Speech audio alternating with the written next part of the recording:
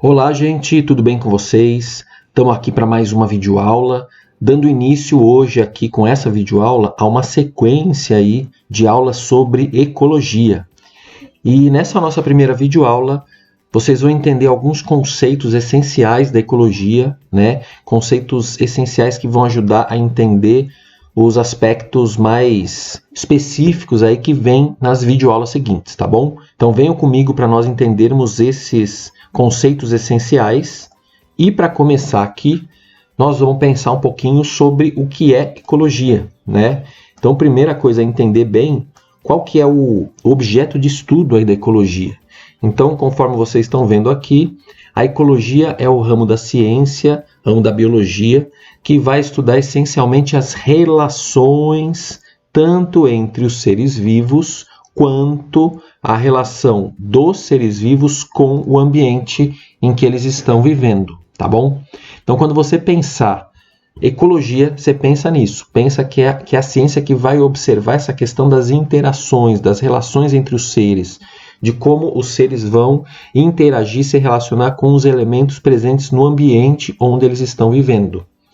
E para vocês poderem entender bem a ecologia, esse segundo tópico aqui mostra os chamados níveis de organização que são abordados aí pela ecologia, né?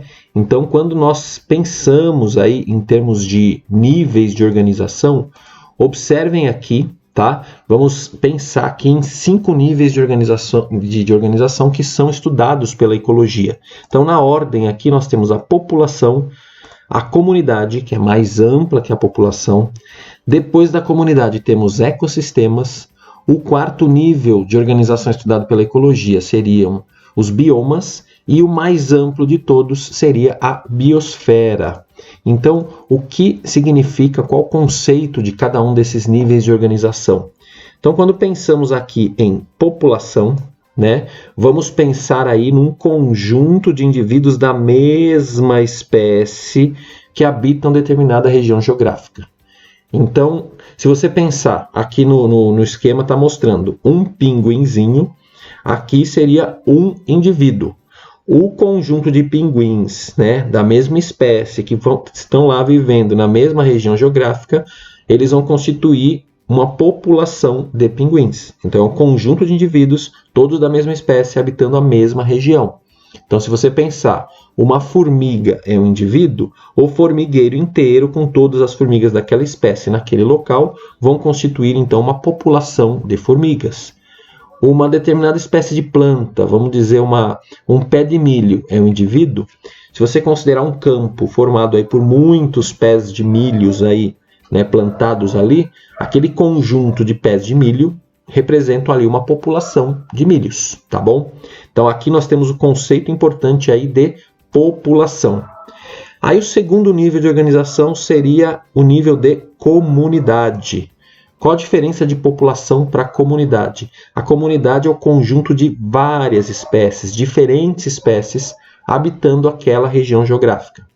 Então, se eu considerar só os pinguins daquela área, eu estou pensando na população de pinguins. Mas se eu considerar os pinguins e mais todos os outros animais, plantas, bactérias, vírus, fungos, todos os seres, né, de várias espécies habitando a mesma região geográfica, aí nós já estamos tendo um olhar para a comunidade de seres vivos que habitam aquele local. Tá bom? Então, comunidade representa um conjunto de diferentes espécies que habitam certa região geográfica. O terceiro nível de organização seria o ecossistema, como vocês estão vendo aqui. E aí, no caso do ecossistema, nós vamos pensar em 2 elementos interagindo. Se eu voltar um pouquinho na comunidade, eu estou falando de todas as espécies que habitam, ou muitas espécies que habitam uma certa região. Aí eu estou com um olhar sobre a comunidade. Agora, até comunidade, eu estou considerando apenas os elementos vivos do ambiente. Quando eu coloco ecossistema, além dos elementos vivos, que seria a nossa comunidade, eu estou considerando também a interação desses elementos vivos com os elementos não vivos do ambiente. Na ecologia, vocês vão ver muito esses termos aqui. Os fatores ou elementos bióticos, que são todos os seres vivos do ambiente, interagindo com os elementos ou fatores abióticos, que são os elementos não vivos. Quais seriam exemplos de fatores abióticos desse ambiente? A água, o solo, o ar, a atmosfera, a luz do sol, a temperatura, se isso aqui for o mar, a salinidade dessa água e assim por diante. Todos os elementos que não são vivos, mas estão presentes no ambiente, estão se interrelacionando entre si e com os seres vivos que estão ali, seriam os fatores abióticos. E quando eu considero esse conjuntão todo dos elementos vivos e não vivos, eu estou considerando então um ecossistema. Então eu posso considerar, por exemplo, um lago um ecossistema, uma floresta um ecossistema, até mesmo um aquário, né? Se eu pensar um aquário que a pessoa faz na casa dela, eu estou considerando que aquilo ali é um mini ecossistema. Porque ali existem os peixes, as algas, né, que são os elementos vivos, mas também tem a água, a bombinha que vai colocar o oxigênio ali naquela água, as pedrinhas do fundo, que são os elementos não vivos. Então é um ecossistema em miniatura, no caso aí do aquário, certo? Então isso seria o terceiro nível de organização, o ecossistema. O quarto nível de organização aqui seria então o bioma. O bioma é representado aí pelo agrupamento de ecossistemas com características semelhantes em relação aos seus elementos bióticos, vivos e abióticos, especialmente o clima. Então, aqui, né, existem aí agrupamentos desses ecossistemas e aí vão constituir os grandes biomas do planeta. Então, alguns de vocês já devem ter estudado isso, né? Bioma deserto, bioma floresta tropical, bioma tundra, taiga, savanas, são todos biomas. Por quê? Porque seriam agrupamentos de ecossistemas espalhados pelo mundo, mas que têm semelhanças entre si em relação aos seus elementos bióticos e abióticos, certo? E por fim aqui, o quinto e último nível de organização, estudado pela ecologia, seria o mais amplo de todos, seria o nível de biosfera.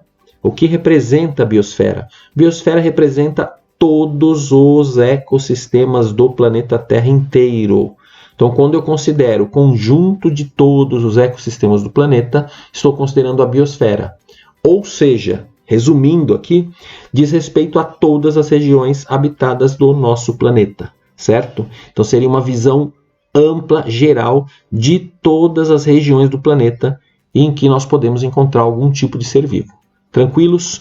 Então, com isso aqui, vocês tiveram essa visão geral aí dos níveis de organização estudados pela ecologia.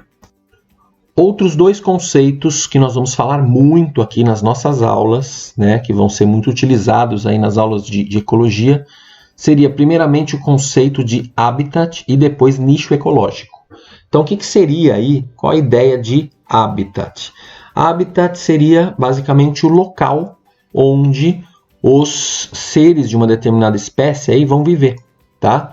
Então, como está aqui destacado para vocês, local onde vivem os seres de uma determinada espécie. Então, pense que é aquele ambiente ideal para que aquela espécie possa viver, possa se reproduzir, possa buscar alimento e possa sobreviver da maneira mais adequada possível. Então, aquele ambiente ideal de sobrevivência e de reprodução de uma espécie é o seu habitat, tá? Agora, um conceito um pouco mais amplo que habitat é o chamado nicho ecológico. Muito importante esse conceito na ecologia, tá? Então, nicho ecológico é como se nós estivéssemos aí definindo qual é o papel, a função daquela espécie no ambiente do qual ela faz parte. Então, aqui uma definição: conjunto de relações e atividades próprias de uma espécie no habitat, ou seja, seu modo de vida único e peculiar. Então, cada espécie no ambiente que ela habita tem um modo de vida único, um modo de vida peculiar. Então, esse modo de vida único, que precisa ser caracterizado com vários elementos da espécie, isso é considerado o nicho ecológico daquela espécie. Além disso, esse conceito também vai abranger todos os fatores ambientais dos quais a espécie depende para viver e se reproduzir. Então, na verdade, para você definir muito bem o nicho ecológico da espécie, você precisa caracterizar todos os elementos necessários para que aquela espécie consiga sobreviver bem naquele ambiente, incluindo, inclusive, o seu habitat, tá? Então, aqui nesse esqueminha que eu coloquei aqui para vocês do lado direito, ó, vocês têm aqui um exemplo, você tem aqui uma figura de um animal, aqui um veado, e aqui em volta dele todos os elementos que estão relacionados à sua sobrevivência. Então, outros veados, pode ser da mesma espécie ou não, né? Os predadores desse animal no ambiente, os parasitas desse animal, qual é o alimento necessário para sua sobrevivência, onde ele vai buscar água para conseguir suprir suas necessidades hídricas, qual a temperatura ideal para sua sobrevivência, qual a umidade relativa do ar ideal para sua sobrevivência, quais são as condições e os locais necessários para que ele consiga se reproduzir. Quando eu defino todos esses elementos desse animal, por exemplo, eu estou caracterizando o seu nicho ecológico, tá bom? Então, só para vocês terem uma noção aí dessa ideia, desse conceito de nicho ecológico. E aí, do lado esquerdo aqui, coloquei para vocês uma observação muito importante em relação ao conceito de competição. Então, a ideia é a seguinte: quanto mais parecidos forem os nichos ecológicos dos indivíduos, mais eles vão competir entre si por recursos do meio. Então, se você tem uma outra, imagine que existisse uma outra espécie, né, similar a desse veado que eu descrevi aqui para vocês, e aí imagine que essa outra espécie ela se alimentasse, né, e se reproduzisse em locais parecidos que esse animal e se alimentasse de recursos similares a ele. Então, se eles se alimentassem de recursos similares e se reproduzissem em locais próximos, eles teriam que competir por alimento e por espaço. Ou seja, quanto mais parecidos forem os nichos ecológicos, mais as espécies e os indivíduos vão competir entre si. Tá? Então, indivíduos com nichos ecológicos similares competem por recursos do meio. Existem dois tipos de competição. Competição intraespecífica acontece entre indivíduos da mesma espécie. Então, praticamente em todas as espécies vai existir isso, porque os indivíduos da mesma espécie precisam dos mesmos recursos e condições para sobreviverem. Tá? Agora, a competição interespecífica acontece entre espécies diferentes. Então, quando você tem espécies diferentes com nichos ecológicos parecidos, eles vão competir entre si. Então, aqui eu pus um exemplo, animais que se alimentam do mesmo tipo de planta, que eu tinha comentado antes. Animais que têm o mesmo tipo de alimento, ou animais que vivem mais ou menos no mesmo local. Então, eles vão competir por espaço, tá? Então, aqui relacionem aí a ideia de competição ao conceito de nicho ecológico. E aí, para finalizarmos essa nossa primeira videoaula de ecologia, vou falar de um dos conceitos mais importantes da ecologia e, quem sabe, de toda a biologia aí, que é o conceito de biodiversidade. Então, qual a ideia de biodiversidade? Biodiversidade ela abrange aí toda a variedade de seres vivos de um determinado ambiente. Então, se você considerar toda a variedade de seres vivos de um certo ambiente, você está falando da biodiversidade daquele ambiente. E isso vai incluir, além das espécies que estão ali, vai incluir a riqueza genética e vai incluir também os ecossistemas dos quais essas espécies aí fazem parte. Tá? Então, esse seria o conceito mais amplo aí que a gente tem aí de biodiversidade. E aí, nesse esquema, eu acho que é bem interessante a gente relacionar o conceito de biodiversidade com as zonas climáticas da Terra, né? Então, nesse mapa que está sendo mostrado aqui, nós temos aqui, só para relembrar para vocês, o planeta aqui numa projeção, né? Ele está projetado aqui no plano. E aí você tem aqui a linha do Equador, as duas linhas dos dois trópicos, né? Trópico de Câncer no hemisfério norte, trópico de Capricórnio no hemisfério sul, e aqui os dois círculos polares, o Ártico e o Antártico. E aí as zonas climáticas do planeta, a zona tropical, que fica entre os dois trópicos, as zonas temperadas, que ficam entre trópicos e círculo polar, a norte e a sul, e as regiões polares norte e sul. tá? Então, se eu considerar aqui a questão da biodiversidade, no geral, a maior biodiversidade do planeta, os ecossistemas com a maior biodiversidade encontram-se na zona tropical, né?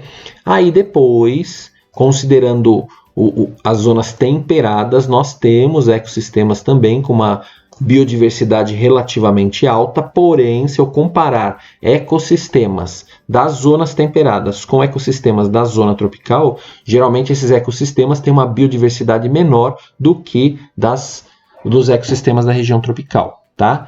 E os ecossistemas com a menor biodiversidade vão se encontrar aí, então, nas regiões polares. Então, as zonas polares aqui seriam e teriam a biodiversidade menor aí, considerando o planeta como um todo, tá bom?